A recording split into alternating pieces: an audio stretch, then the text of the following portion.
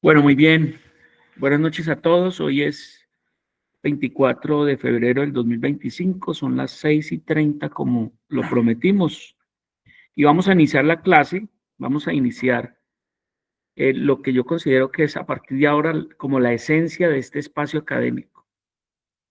Eh, este, lo que vamos a mostrar hoy es rápidamente nos vamos a la forma en que se creó el, el espacio, el GPT experto en diagnósticos, y vamos a hacer la demostración con un caso clínico de todo el proceso diagnóstico que es la propuesta a mí. Lo primero, decirles que este espacio en Mega, como lo pueden ver ahí, está todo, casi lo que hemos hecho a través de estos años, relacionado con el proceso diagnóstico. O sea, el proceso que vamos a proponer ahora es un proceso que lleva mucho rato y realmente con inteligencia artificial prácticamente lleva un semestre. Entonces, lo que hemos hecho sale de ahí, o sea, no surge de nuevo, sino que siempre hemos tratado de hacer una propuesta diferente, con diferentes versiones sobre el proceso diagnóstico. Lo que hicimos ahora, perdón, qué pena que no estoy compartiendo pantalla y nadie decía nada, vean. Les estaba mostrando. Les ruego el favor que cuando vean que algo no ocurra, pues me digan, no estaba compartiendo pantalla. Les estaba mostrando esto. Bueno, señor. Aquí es donde hemos depositado todo lo que hemos hecho, y cada semestre el proceso diagnóstico tiene una propuesta diferente, tiene una estructura. Lo que hicimos ahora fue impulsarlo con la inteligencia artificial. Entonces les voy a mostrar rápidamente. Son las 6:32, máximo 6:50. Hago el corte para que tengamos siquiera 45 minutos de mostrar.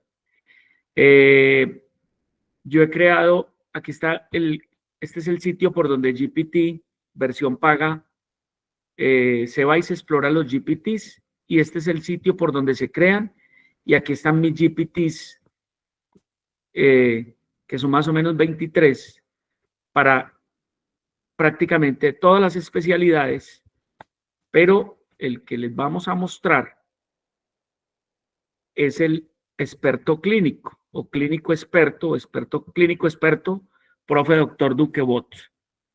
Entonces, ¿cómo lo creamos? Les voy a mostrar el espacio en edición.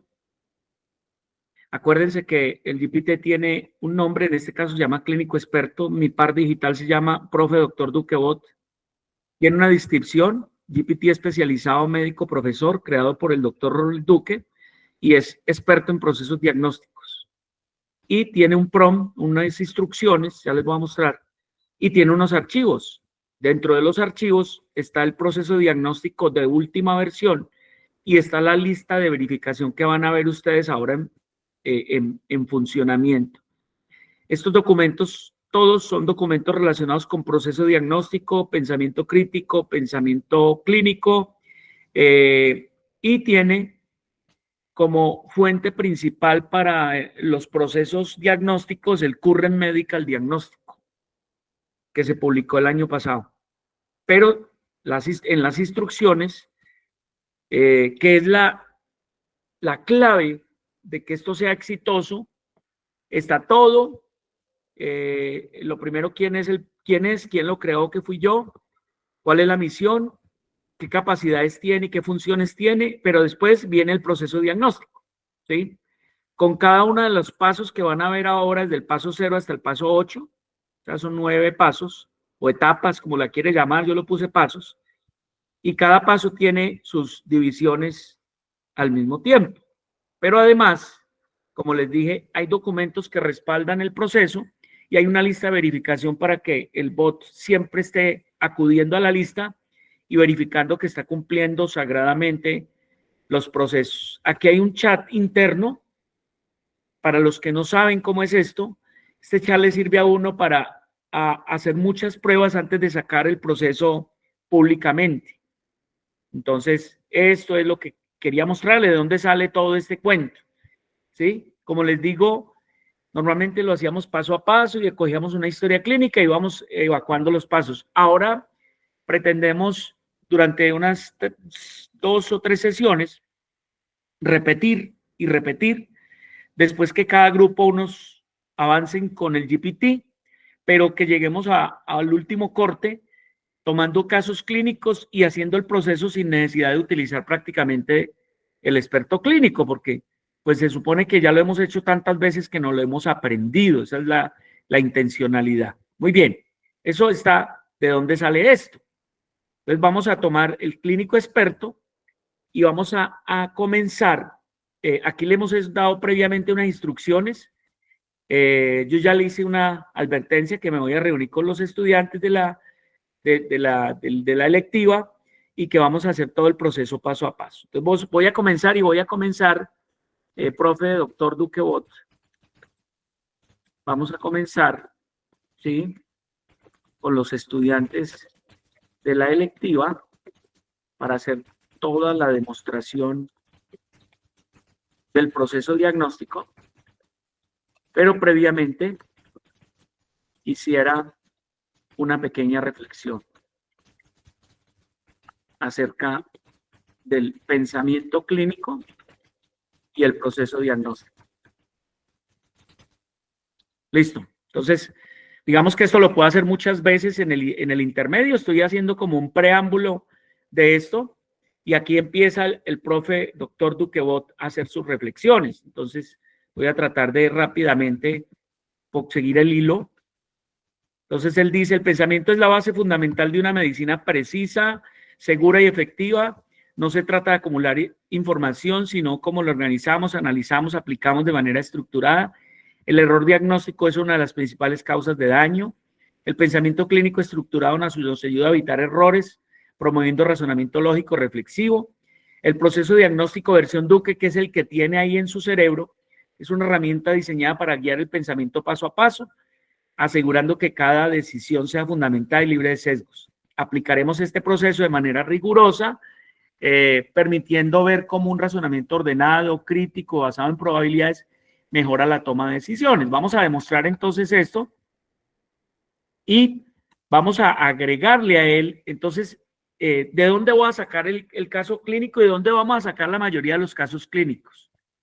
En el link que ustedes tienen todo esto y hay un link que tiene casos clínicos. Dentro de esos casos está esta belleza que me encontré recientemente, que es un libro de casos clínicos de los congresos de la Sociedad Española de Medicina Interna, ¿sí? Y está por años. Entonces, aquí hay uno de esos.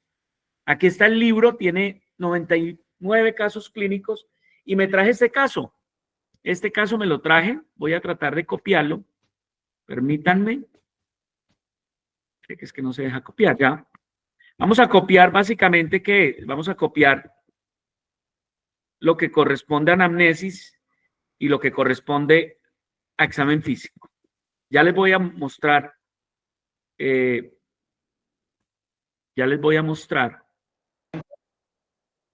Entonces, listo, profe. Aquí le decimos listo, después de la reflexión, aquí está la historia clínica. La historia clínica. Es que los perros, para comenzar el proceso. Entonces lo pegamos. ¿Listo? Mientras él hace el proceso, si quiere vamos rápidamente a que ustedes conozcan de qué se trata. Esto es un varón de 41 años, trabaja en construcción, fumador ocasional, tiene sobrepeso, no tiene otro antecedente importante excepto haber sido intervenido hace 10 años por una fístula anal.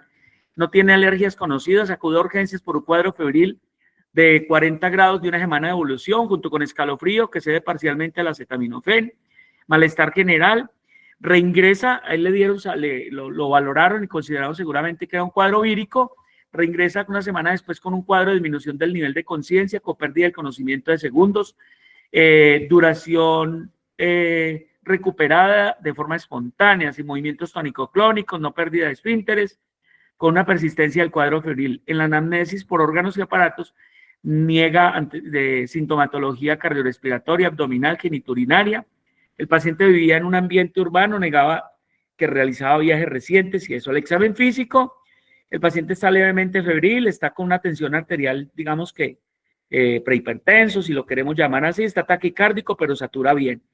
Presentaba un aceptable estado general, se encontraba consciente, orientado, hidratado, bien perfundido, toleraba bien el decúbito, no había nódulos ni adenopatías, la orofaringe normal, la auscultación mostró corazón rítmico de 110, tonos apagados, no soplos ni extratonos con disminución del murmullo vesicular en base. Resto normal, el abdomen mostraba un aspecto globoso, blando, no había masas, no había megalias, con molestias difusas en hipogástrico, como dato positivo, el Bloomberg negativo, el Murphy negativo, puño-percusión negativo y no había nada más. Eso es lo que tenía el paciente en la clínica. Entonces yo le pongo al GP, al experto clínico, le pongo el caso clínico y ya vamos a mirar. Entonces a él siempre le he pedido que lo primero que voy a hacer con ustedes es que nos haga una revisión de lo que la lista de verificación tiene. O sea, entonces el paso 0 es llamado la historia clínica, tiene lo siguiente. El paso 0 es la base del proceso, se realiza una recolección exhaustiva de los datos. La respuesta, porque es fundamental este paso, la historia clínica es la herramienta diagnóstica más poderosa. 80% de los diagnósticos se logran con buena anamnesis y exploración, y un error en este paso puede ser gravísimo. La lista de verificación dice que lo primero que hace es recopilar datos esenciales. Ahí están todos los datos de una historia clínica normal, y lo primero que aparece es una cosa que se llama la metodología o representación del problema del paciente en forma de R-IDEA. Esto lo puede uno hacer después, pero ahí se propone que se haga como un primer paso y una aproximación a posibilidades que el paciente tenga que tener. ¿Qué quiere decir R-IDEA?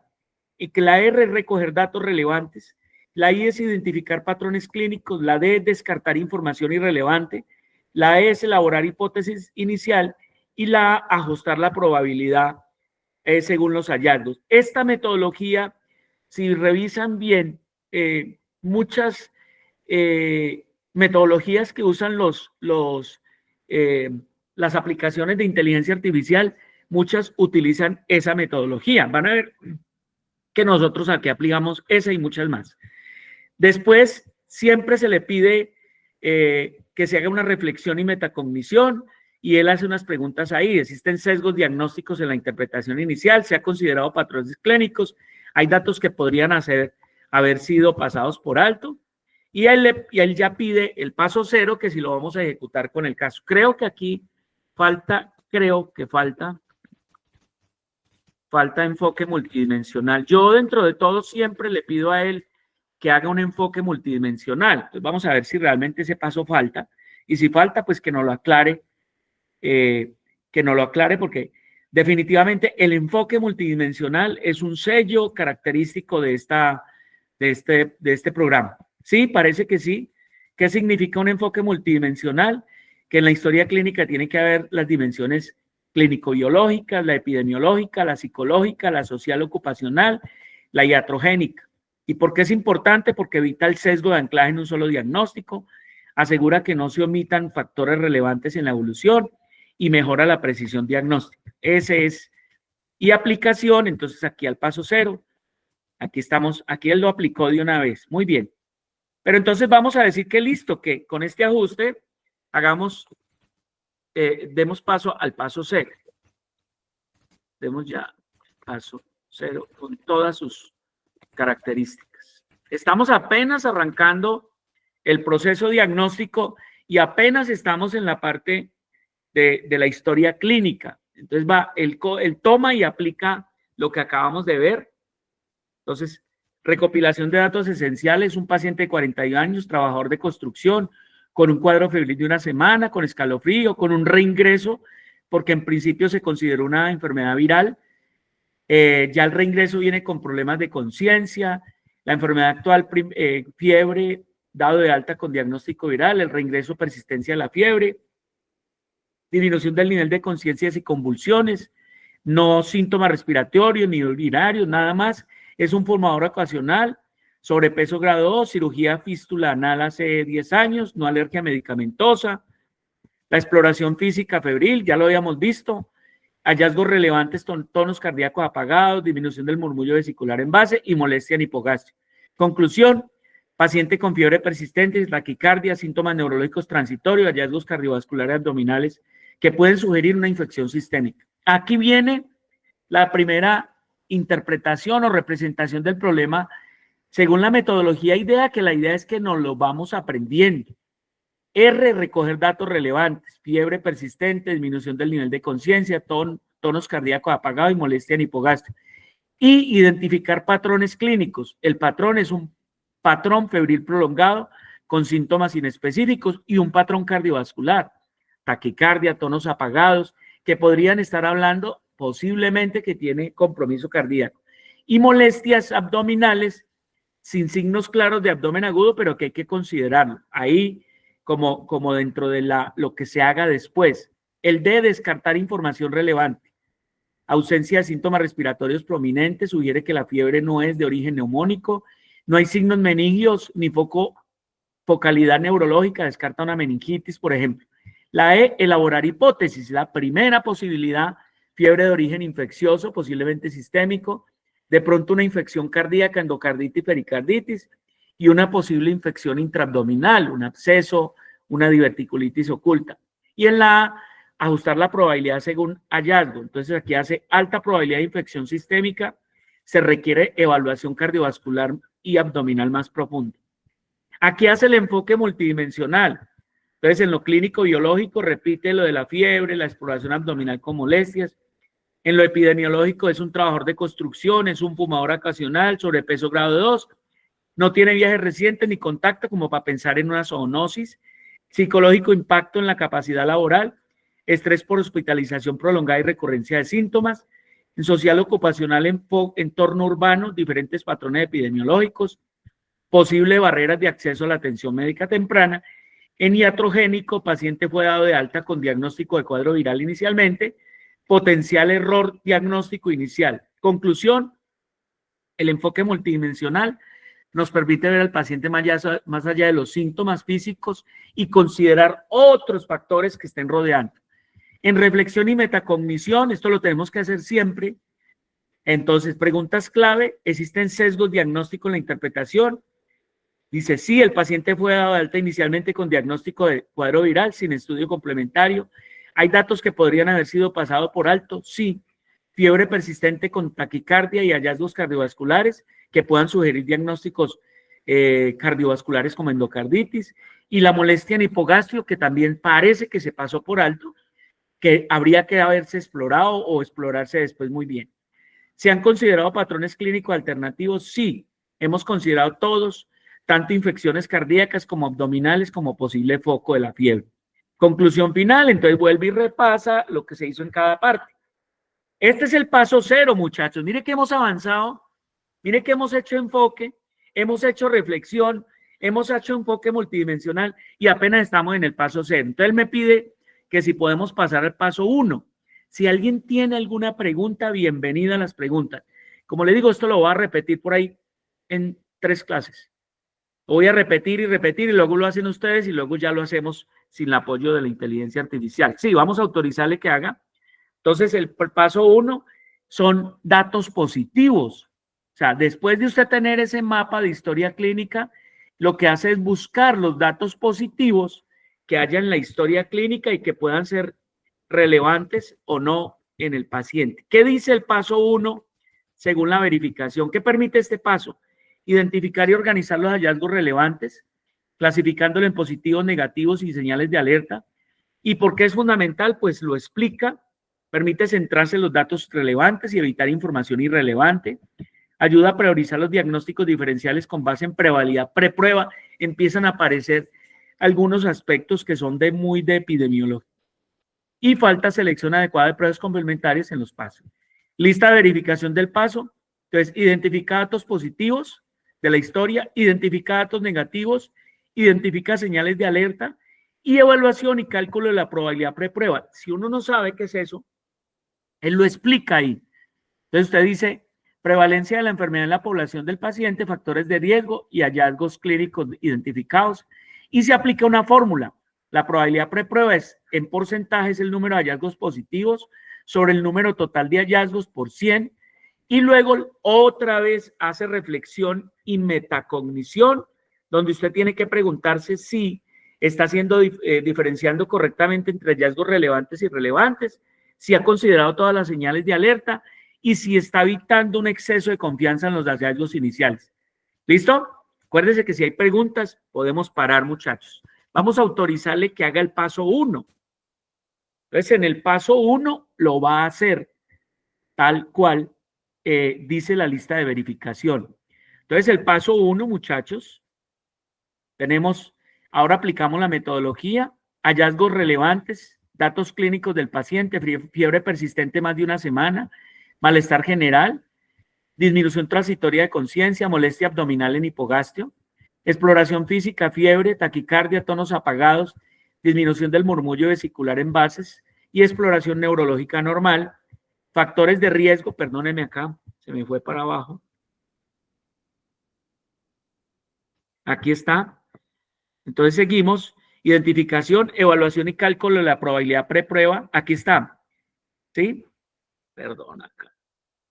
Aquí, disculpen. Que se me va muy abajo. Muy bien. Aquí están los hallazgos que ya estaban. Factores de riesgo, trabaja en construcción, sobrepeso, cirugía previa fístula anal. El paciente presenta fiebre persistente con síntomas neurológicos.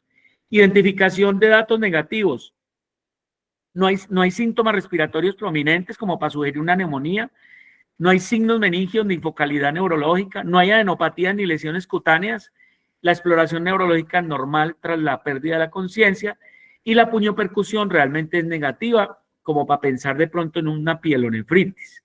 Entonces hace la conclusión y pasa a la identificación de señales de alerta, datos clínicos de alto riesgo, la fiebre persistente de 40 grados, la taquicardia que puede estar expresando que hay una respuesta inflamatoria sistémica, la disminución transitoria de conciencia que puede estar hablando incluso de un cuadro de sepsis, la molestia en hipogastrio que puede estar hablando de que hay un proceso intraabdominal no detectado inicialmente. Conclusión, fiebre prolongada con síntomas cardiovasculares neurológicos que obliga a descartar causas importantes.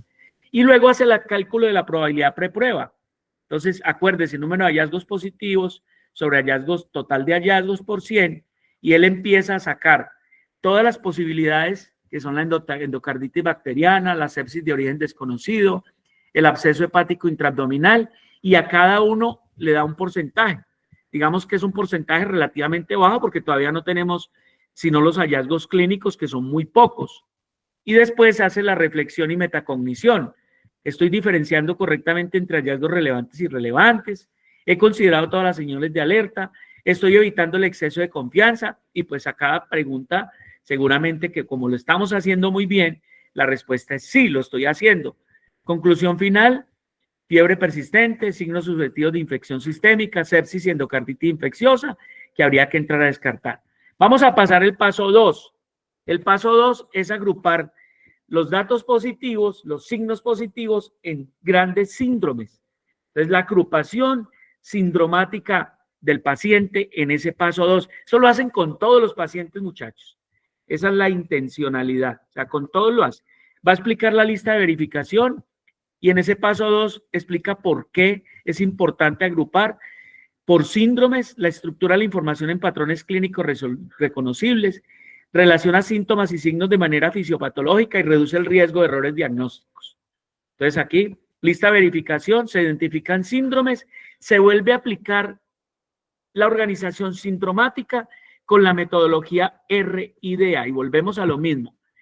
R, recoger los hallazgos relevantes para un síndrome, y identificar patrones clínicos que apoyen la presencia de síndrome. D, descartar hallazgos que no se alineen con el síndrome definido. E, elaborar hipótesis. A, ajustar la probabilidad. Preprueba y seguramente después posprueba.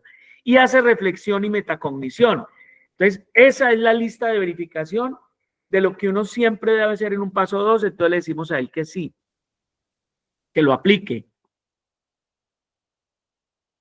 Entonces vamos a aplicarlo y empezamos en el paso 2 Agrupación de síndromes. ¿Y cuáles síndromes tenemos? El primero, un síndrome febril sistémico, lo podríamos llamar un síndrome febril prolongado, digámoslo así. Eso tiene una definición estricta, el tema de que debe llevar 3 semanas, de que debe llevar una semana hospitalizado, pero digámoslo que dejémoslo como síndrome febril prolongado. El síndrome cardiovascular, por el tema de taquicardia, tonos cardíacos apagados. El síndrome respiratorio parcial, por el murmullo vesicular apagado. El síndrome neurológico transitorio, que puede ser un síndrome mental orgánico sin que haya una lesión neurológica probablemente. Y el síndrome abdominal, que lo podríamos llamar como síndrome de dolor abdominal, no propiamente un cuadro de abdomen agudo, pero se puede llamar por la molestia hipogástrica que tiene un dolor abdominal y está ubicado en los cuadrantes inferiores. Ahora hacemos la evaluación sindromática con R y DEA. Entonces, R, recogemos datos, se han identificado y agrupado los síntomas de 5 síndromes principales, ya se hizo, y se identificaron patrones clínicos, fiebre persistente con taquicardia, persistente con el 1 con neurológico, lo dejamos como una endocarditis séptica, el fiebre persistente hipogastralgia, que de pronto haya un foco intraabdominal, que puede ser un absceso intraabdominal, un hepático, una diverticulitis, y el D, que descarta hallazgos no alineados con los síndromes. Entonces, no hay datos de infección urinaria, no hay signos pulmonares predominantes. En el E se elaboran hipótesis, entonces aquí aparece la endocarditis, el absceso, la pericarditis, y en el A se ajusta la probabilidad según los síndromes.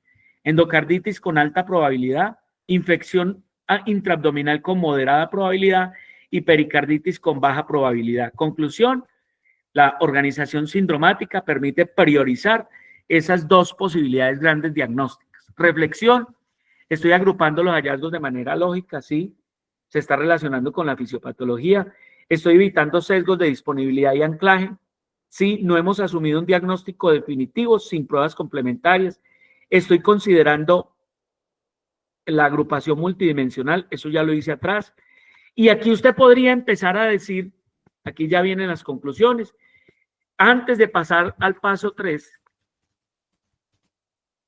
repasemos los sesgos cognitivos más frecuentes. Él lo tiene todo en la memoria, eso está todo en el documento, más frecuentes. Los sesgos que llevan al médico a que cometa errores, a que cometa fallas en el diagnóstico, que uno los debe tener ahí en la punta del geniogloso para evitar siempre cometer pecados con el paciente. Entonces, son errores sistemáticos en el pensamiento que puede llevar a diagnóstico erróneo, ¿sí? Nos ayudan a evitar errores, diagnósticos graves, mejoran la precisión y permite una mejor toma de decisión. El primer sesgo es el sesgo de anclaje, que es que usted desde el principio se casa con algo, ya, y baila. Entonces, desde el principio se casa con algo y cualquier cosa, por ejemplo, llegó, tiene fiebre, malestar general, síndrome febril, y lo mandó para la casa y no consideró nada más. ¿Cómo evitarlo? Pues mantener los sentidos abiertos, mantener la mente abierta, saber que existe ese sesgo que lo tienen que evitar. Sí, la posibilidad más grande ante un paciente con un cuadro febril agudo es que sea un cuadro viral. Eso por ley de lo más frecuente, lo hay que pensarlo así, pero hay que evitar ese sesgo. El sesgo de disponibilidad va a ser diagnóstico en casos recientes o llamativos. No se le ocurre nada más sino eso. Es muy parecido al pasado, pero uno recuerda lo que más fácil tiene ahí. Por ejemplo, en el momento de la COVID, todo paciente con fiebre se pensaba que era un COVID y no se podía pensar en otras causas de fiebre. Entonces, ¿cómo evitarlo? ¿Cómo se evita? Evaluar siempre la frecuencia real de la enfermedad en la población. Sesgo de confirmación. Buscar solo información que confirme la hipótesis. Yo le pido exámenes solo pensando en lo que estoy pensando, pero no abro la mente pensando en otras cosas que tengo que entrar a descartar también. Sospechar endocarditis y solo considerar los gallos que la apoyan. Y se le olvidó que tiene una molestia intraabdominal que también puede estar ocasionando el cuadro del paciente. Entonces, si se pensara en eso, pues vamos a ver que finalmente al paciente parece que le tomaron la ecografía y después vamos a ver qué pasó. Sesgo de representatividad, aplicar patrones típicos de enfermedades sin considerar las presentaciones atípicas, ¿sí? Hay muchas formas de presentarse en las patologías y no necesariamente la única forma que se ve. Sesgo de omisión, omisión de pruebas claves, no solicitar pruebas diagnósticas esenciales por considerar que no cambiarían la conducta. Se mezcla una cosa con la otra. Sesgo de sobrediagnóstico, asumir cada diagnóstico es patológico y sobrediagnosticar enfermedades sin evidencia suficiente. Bueno, aparecen muchos sesgos. La idea es que usted, en la medida en que siga haciendo esto, le siga preguntando a la IA hasta que usted se los aprenda y hasta que usted evite cometer esos errores a medida que va viendo los pacientes. Entonces, listo. Ese era lo que queríamos. Vamos a autorizarlos. Y paso 3. El paso 3 es, estableció los diagnósticos diferenciales. Ahora vamos a aplicar, estableció los síndromes. Vamos a aplicar todos los diagnósticos diferenciales que ya tenemos y seguramente vamos a sumar otros. Primero, la lista de verificación. Recuerde que esta lista de verificación solo lo estoy haciendo unas 2 o 3 veces, pero después no hay que hacerlo. Simplemente eso está implícito ahí. Entonces, ¿por qué es importante generar, priorizar y evaluar diagnósticos?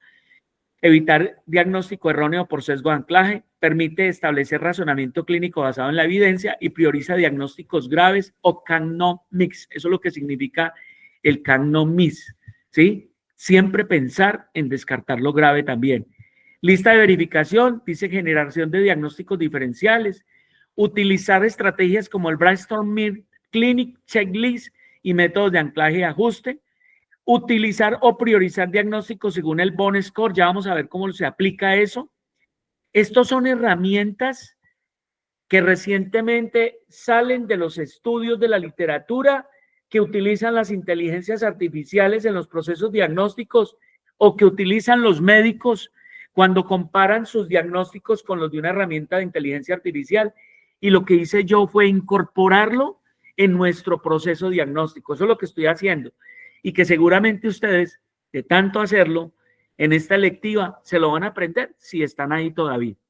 Entonces, aplicación del método de Bone Score es que le ponemos puntajes de 1 a 3 evidencias a favor, de 1 a 3 evidencia en contra y el impacto clínico de 1 a 3. Al final da sobre 9 y ya vamos a ver. Identificar patologías de alto riesgo, lo que llaman diagnóstico CAN-NO-MIS, críticos, y aplicación de leyes diagnósticas que se las tienen que aprender. La ley de Sutton, ley de lo más frecuente es lo más probable.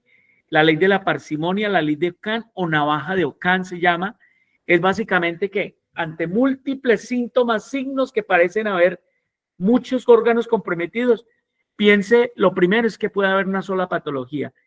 Contrario a la ley de Ockham, que es que pensar que aparecen varias etiologías que causan toda la sintomatología del paciente. La ley de Agatha Christie es básicamente equiparar un caso de un paciente a la escena, a lo de la novela de Agatha Christie. Entonces, que en todo caso clínico hay una escena del crimen, hay un arma homicida, hay unos cómplices. Eso es lo que dice la Agatha Christie. Y por último, reflexión y metacognición. Vamos a aplicar el paso 3. Vamos a aplicarlo. Entonces, el paso 3, ya lo van a ver aplicado y empieza diagnósticos diferenciales, generación de diagnósticos diferenciales. Aquí están el síndrome y los diagnósticos diferenciales al frente. Se suma tuberculosis diseminada. En síndrome cardiovascular se suma una miocarditis séptica a las que ya teníamos. En síndrome respiratorio una neumonía atípica, no típica o un tromboembolismo séptico. En síndrome neurológico un embolismo séptico, hipoperfusión, endocarditis por émbolos. Y en síndrome abdominal o dolor abdominal, un absceso que puede ser intraabdominal, una diverticulitis, un absceso hepático no diagnosticado. Muy bien, priorización de diagnósticos con el Bone Score. Entonces, a cada uno le asigna un puntaje, aparece de primero la endocarditis, de segundo el absceso hepático, de acuerdo al puntaje que se agregó, lo que está en favor, lo que está en contra y el impacto clínico que cada uno tenga, según la gravedad. Entonces, cada uno tiene un puntaje y siguen apareciendo las mismas patologías que hemos ido considerando en el paciente. Muy bien. Aparece como diagnóstico con mayor puntuación endocarditis, sepsis intraabdominal, absceso hepático. En diagnóstico CAN-NO-MIS, la endocarditis es grave, la sepsis de origen es grave, O sea que hay que considerarlas. Y en leyes diagnósticas, la ley de Sutton, una infección intraabdominal y una endocarditis pueden causar todo. La ley de la parsimonia, perdón, la Sutton es lo más frecuente. La parsimonia es que haya una sola que explique todo, cualquiera de las dos lo explica todo. El Hican es que el paciente puede tener una diverticulitis, puede tener un absceso y fuera de eso podría tener una endocarditis, imagínense. Eso diría la ley de Hican. Y Agatha Christie, podríamos estar con un foco en abdomen, con un foco en hígado, con un foco en sangre. Eso es, ahí está entonces la escena del crimen, pero eso lo hacemos ya después con los paraclínicos. Reflexión, he incluido diagnósticos graves en mi lista, sí lo hice. Estoy evitando sesgos cognitivos, sí, se han evaluado múltiples hipótesis con el Bone Score. Estoy utilizando un enfoque basado en probabilidad de evidencia, sí. Estoy aprovechando las leyes diagnósticas y he priorizado los diagnósticos. Conclusión del paso 3, ahí aparecen las patologías. Paso 4. Entonces vamos a decirle que sí. ¿Qué es el paso 4? Correlación clínico-paraclínica. Entonces miremos la lista de verificación de la correlación clínico y mientras él lo hace, nos venimos acá y nos traemos los paraclínicos que le sacaron al paciente en un primer momento. Vamos a mirar acá. Permítanme. Aquí están los paraclínicos. Y vamos a ver control C. Vamos a mirar primero la lista la lista de verificación. Entonces nos devolvemos un poquito. Y aquí están los 4 pasos de la correlación clínica. Selección de pruebas diagnósticas basadas en sensibilidad, especificidad y razones de verosimilitud. Asegurar que cada prueba tenga un impacto en la toma. Yo no voy a pedir una cosa que no me va a servir, ¿sí? Interpretación de resultados, relacionar los resultados con la clínica, calcular la probabilidad post-prueba, qué pasaba antes de la prueba y qué pasó después, correlación con hallazgos clínicos y lo que llaman integración multimodal. Esto es lo que están usando muchas aplicaciones de inteligencia artificial que combinan datos clínicos, combinan la imagen, combinan la radiografía, combinan las pruebas de sangre y hacen una integración y obviamente el diagnóstico sale más fácil. Y luego la reflexión. Eso es la correlación clínico-paraclínica. Entonces, para que él aplique el paso 4, le ponemos todos los paraclínicos. Mire entonces el paciente, los voy a leer antes de eso. Leucocitos de 23.300, aquí está el diferencial, las plaquetas normales. Tenía una urea de 34, una creatinina de 1.6, un poquito alta.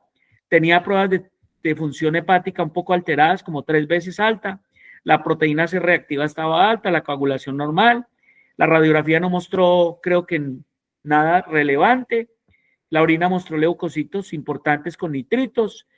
La radiografía no tenía condensación. Hemocultivos seriados se solicitaron, pero todavía no hay resultado. Y la ecografía normal resultó normal. Entonces, le decimos a él que haga la interpretación, ¿cierto? De los paraclínicos. Y aquí vamos a ver cómo él es capaz de hacer la interpretación.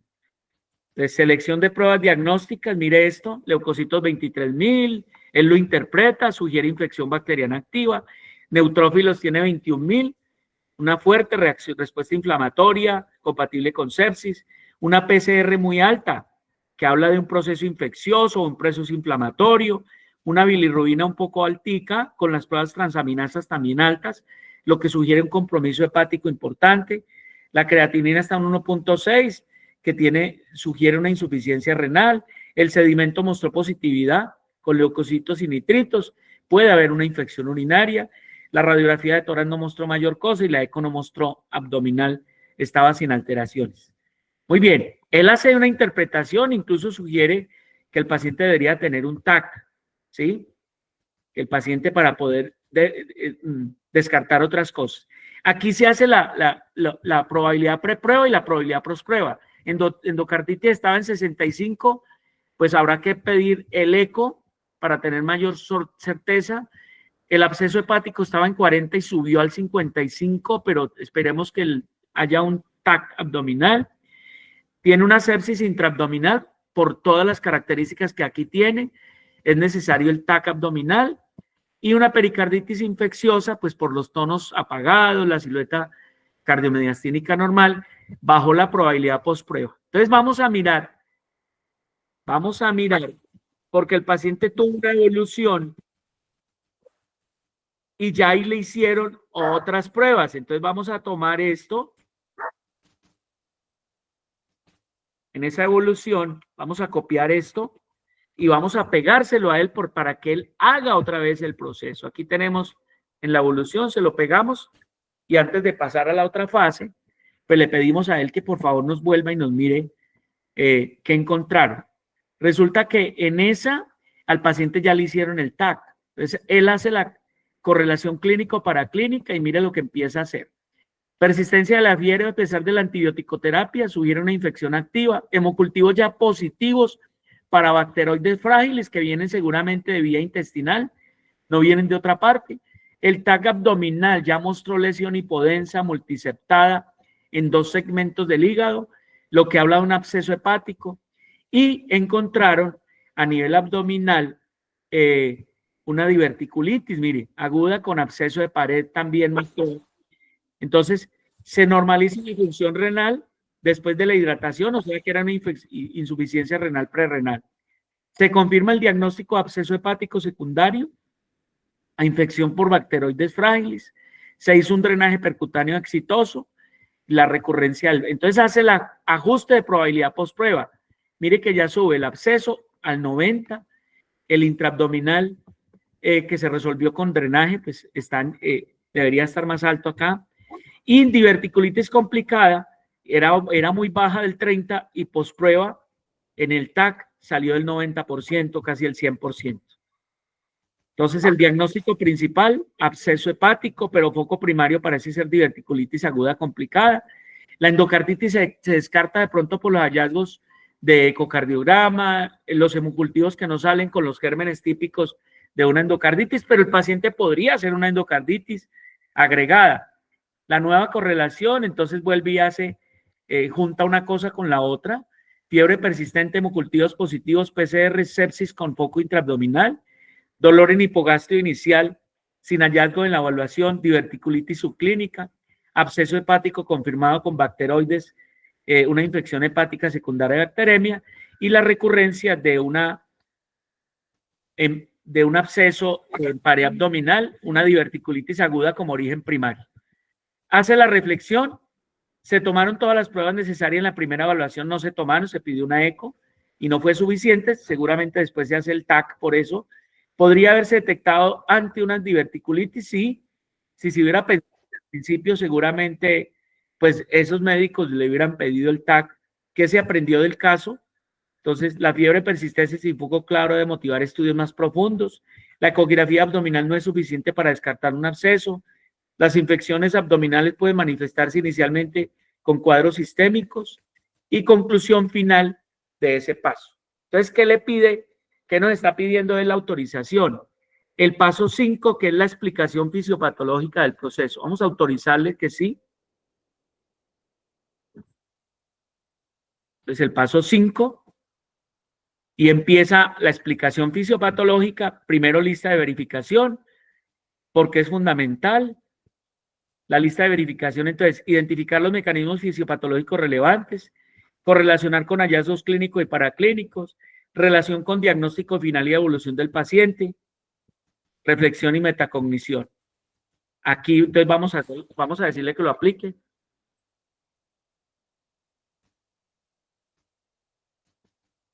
Y aquí lo va a aplicar. Entonces, mire lo que hace el bot.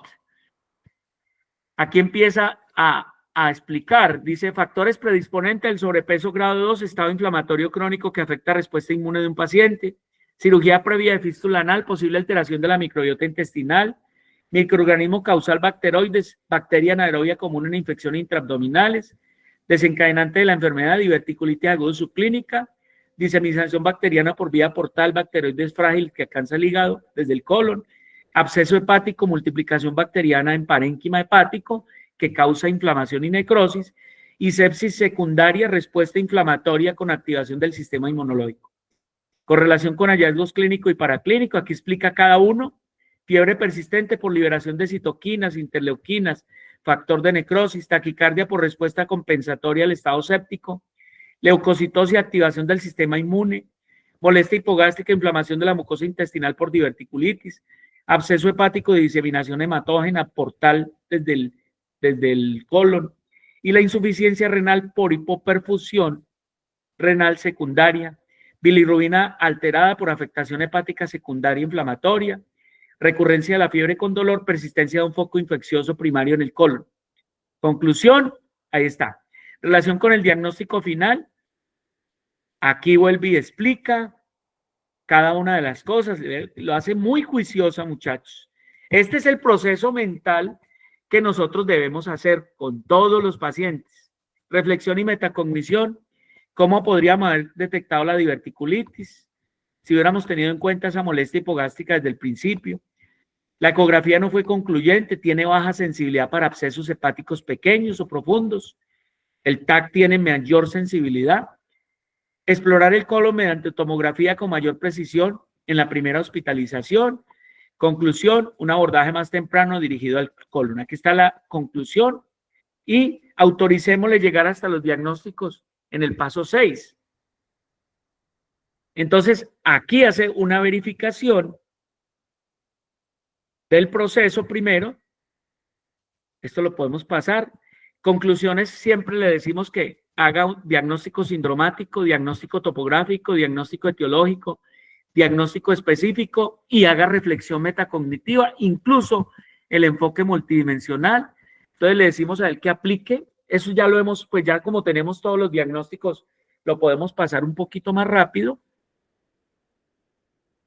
Y aquí está la aplicación entonces de los diagnósticos, que ya lo sabemos, sindromáticos cuáles son, los etiológicos cuáles son, o sea, creería que no hay que detenernos en eso, porque eso ya lo hemos venido mirando. Aquí están los diagnósticos sindromáticos, luego están los diagnósticos topográficos, luego está el diagnóstico etiológico, los factores predisponentes y el diagnóstico específico final. Estamos frente a un absceso hepático piógeno secundario de diverticulitis complicada por bacteroides frágil con una sepsis resuelta tras drenaje percutáneo y antibiótico-terapia. Aquí está la codificación del CIE-10 de cada una de las patologías. Hasta eso lo hace nuestro bot. Y una reflexión y metacognición final vuelve otra vez y se pregunta y hace una conclusión final del paso. Vamos a hacer el paso 7. ¿Qué hacemos en el paso 7? Yo siempre pido que hagamos una representación gráfica de la patología principal como si estuviéramos haciendo una revisión de tema. Y para esto uso una figura que se llama el operador conceptual. Entonces, el operador conceptual no es el mismo mapa conceptual, es una figura de la estrategia para la comprensión significativa, donde lo que hace es organizar el concepto, desglosa el concepto, clasifica el concepto. Entonces tiene definir el género próximo del concepto principal, luego hace una especiación inclusora-exclusora, luego hace una definición en diferenciación específica y cualidad esencial, y luego aplica unas variables infraordinadas y heteroordinadas. Y por último, vuelve y hace reflexión sobre eso. ¿Cómo les parece que esto me lo encontré hoy? Que cuando le digo que aplique, haga el operador conceptual, él intenta, esto no lo hacía antes, él intenta graficar a través seguramente del Python ahí, del aplicativo Python, intenta hacer un mapa, un operador conceptual con todas sus características. Por cuestiones de tiempo no lo voy a detallar, pero les voy a mostrar que al final él intenta sacar la figura y lo hace relativamente, digamos, relativamente bien. Me imagino que esto afinado va a salir muy bueno. Mire, él intenta sacar y determinar el concepto central, sacarle el género próximo, sacar las cisordinadas, la heteroordinada. En esto tengo que trabajar porque todavía no me está sacando lo que yo quiero. Pero usted lo puede decir que describa cada una de las cosas acá. Y por último, el paso 8 es básicamente el plan de acción y plan de tratamiento. Entonces le digo que sí lo haga. Ya vamos a cerrar para que tengamos de pronto tiempo de conversar un poquito si ustedes quieren preguntar algo del proceso diagnóstico. En el plan de acción dice por qué es fundamental, saca estrategias farmacológicas, saca estrategias no farmacológicas, saca medidas preventivas y define qué es cada cosa, saca monitoreo y seguimiento y hace reflexión y metacognición. Siempre, siempre, siempre le pedimos que haga esto porque es una de las maneras de usted afinar el pensamiento alrededor de esto, que es un proceso que debe ser muy juicioso, riguroso, bien pensado, sistemático. Y aquí saca, mire, él le saca las estrategias farmacológicas. ¿Qué antibiótico vamos a usar? ¿Sí? Metronidazol, ceftriaxona. Aquí saca las alternativas, es pensando en bacteroides frágiles. Aquí saca, si hay mejoría clínica, cambiar a terapia oral. ¿Con qué se hace la terapia oral? Aquí se hace el monitoreo del antibiótico, el analgésico, ¿con qué lo manejamos? Las estrategias no farmacológicas, como fue el procedimiento percutáneo del absceso hepático en un momento determinado, la cirugía con drenaje que se le hizo al paciente, la rehabilitación y los cuidados, cómo prevenimos que no vuelva a aparecer, cómo cambiamos los estilos de vida del paciente y con qué hacemos monitoreo y seguimiento al paciente. Y por último, reflexión y metacognición. Y se hace preguntas. ¿El tratamiento es adecuado para la infección identificada? ¿El plan incluye medidas para prevenir recurrencia? ¿Se ha evitado la inercia terapéutica? Vuelve otra vez para evitar sesgos.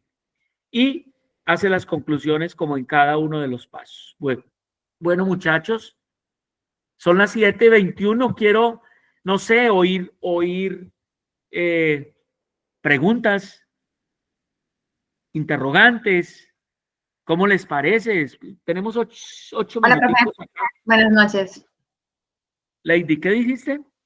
Buenas noches, profe, ¿cómo está? Buenas noches, ¿qué tal, Lady? Bien, profe. No sé, ¿qué piensan? ¿Qué opinan? Cuéntenme, a ver. Súper todo. Muy completo, ¿no es cierto? Muy sí, interesante, me gustó Muy muchísimo, completo. Ustedes, gracias. creo que eso ya se los compartí, ustedes lo tienen en página también, lo pueden tomar, ya saben que los que pagan pues lo van a usar mucho mejor que los que no pagan porque los va a limitar. Si ustedes siempre le dicen que por favor se le base su análisis de una historia clínica que le estén poniendo con la lista de verificación y lo vaya paso a paso, les va mejor que si él hace de una chorrera, hace todo el análisis, porque a veces toman la historia y hace todo el proceso, no, que vaya paso a paso. Y usted le puede ir preguntando y usted le puede decir, por favor, profe, explíqueme lo del sesgo, explíqueme lo de la sensibilidad, lo de la especificidad, lo de la razón de verisimilitud, todas esas cosas que son conceptos que rodean el proceso diagnóstico juicioso. ¿Qué otra? Profe, me llamó la atención, es que, Dime. digamos que el cuadro clínico apuntaba a otra cosa, porque a veces, digamos que la clínica del paciente nos orienta, como usted decía en el caso de COVID, pues como estaba de moda en esa época, pues obviamente todos lo generalizamos, no, eso es, ajá, entonces, pero no miramos otras cosas como, no, tiene, porque es que hay enfermedades que se comparten síntomas. Claro. Y signos, y entonces eso a veces nos sesga también. El caso clínico es muy, pues de hecho fue llevado a un congreso. El caso clínico es muy interesante porque sí empieza siendo muy bizarro, pero mire que yo no sé, esa molestia abdominal que seguramente fue pasada por alto, que no se le hizo palpación seguramente, sino que simplemente el paciente tenga una molestia y ya lo dejan así y se quedan con que eso no fue relevante, pues mira lo que puede pasar después. Es decir, por eso el bot, el profe doctor Duque y la propuesta nuestra es estarse preguntando. Yo siempre si ustedes me preguntan a mí, ¿usted hace esto en su consultorio? Mentalmente sí, mentalmente sí. No me demoro, obviamente, 1 hora en todo el proceso con el paciente. Yo me puedo demorar, a cada paciente le doy 30 minutos, pero sí le garantizo que después de hacer el interrogatorio vuelvo a interrogar, vuelvo a preguntar, examino y vuelvo a reexaminar, porque seguramente pueden estar pasando muchas cosas en ese proceso. Es muy interesante y todos los casos clínicos que tiene esa página, vale la pena coger muchos de ellos y analizarlos. No sé qué otra observación tengan, muchachos. ¿Alguna otra observación? Podemos ir dejando de grabar por ahora. Tengamos la grabación.